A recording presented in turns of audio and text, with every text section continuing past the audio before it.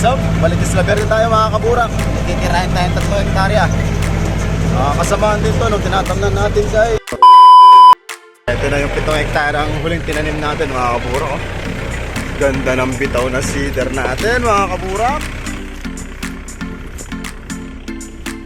Hindi talaga may iwasan yung may dalawa. Pero maganda bitaw oh. Maganda ang distansya ng mga mais.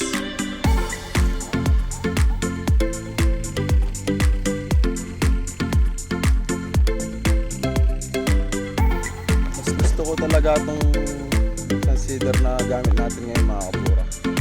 Maganda yung bitaw ng tatabutin niya. Permis. Hindi katulad ng isa. Madalas dalawa mga kabura. Dalawa yung dinalaglag. Pero ito kasarapan lang. Tignan natin yung mga ibang tanim dun mga kabura. Ito bubulat ah. Ito rin pala mga kaburak yung una nating tanim. Ayan mga kabura ko, medyo makapal siya.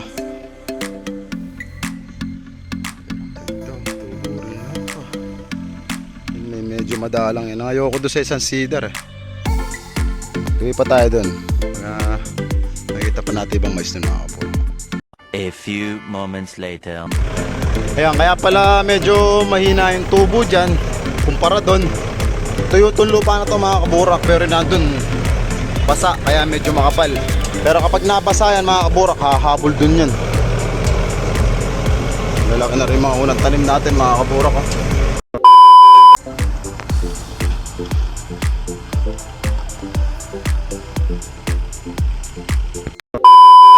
Yan, ito yung susunod natin tatamnan mga kaburak. 1, 2, 3. 3 hektarya mga kaburak. Sasabayan ako ng roto mamaya mga kaburak para makuha yung kabasaan ng lupa.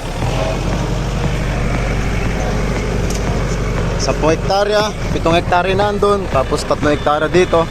Tapos may pending pa tayo, 9 hektarya sa kabila. 3 hektarya mga kaburak, yung tatrabawin natin ngayon. Si Kaboyat. Kaboyat, bibira ka na?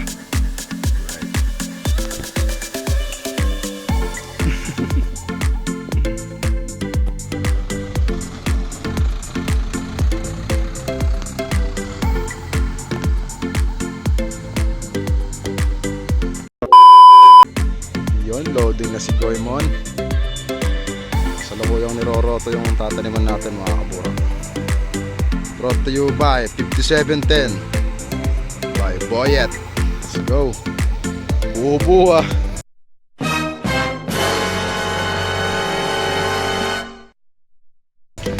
Piliin mo ba ya para di magbar sa pampataba natin?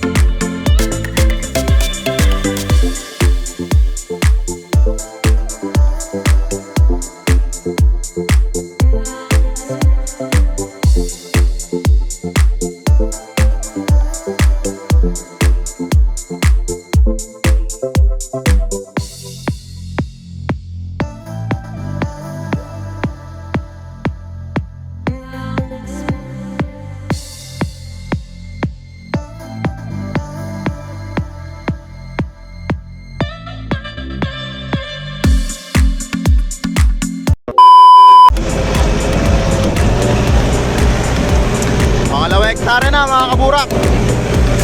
May siboyan sa 4 hektarya. Tayo kinukuha natin kadiretsuan nun.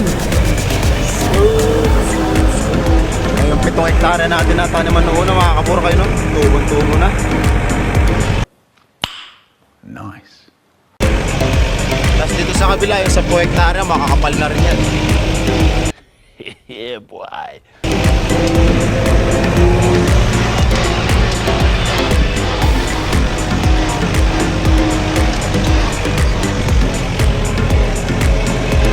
Let's go!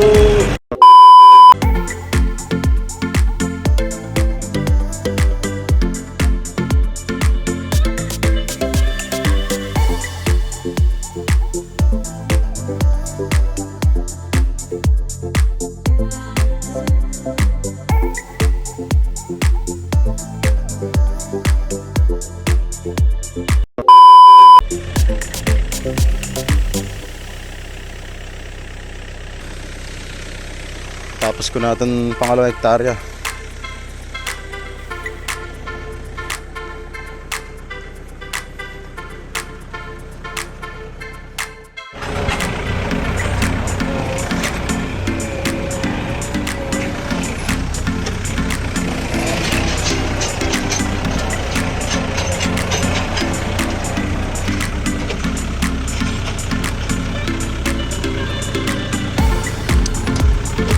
Last one mga kaburak.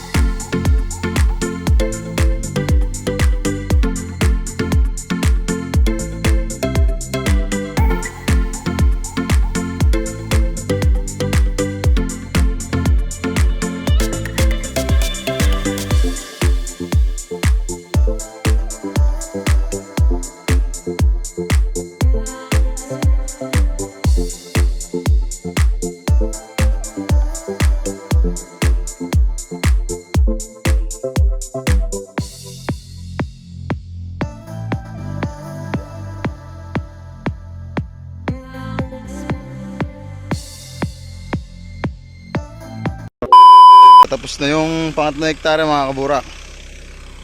Ayan, si Goyman kasalukuyan naglo-load.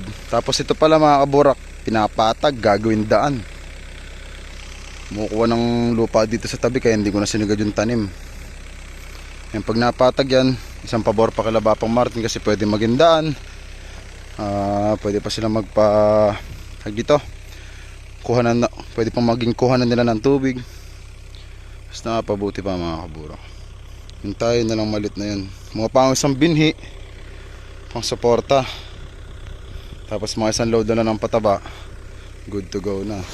Tapos may sisihid kami ngayon mga kaburak, yung 1.5 hektarya. Puntahan namin pagkatapos. Kita-kita na tayo doon.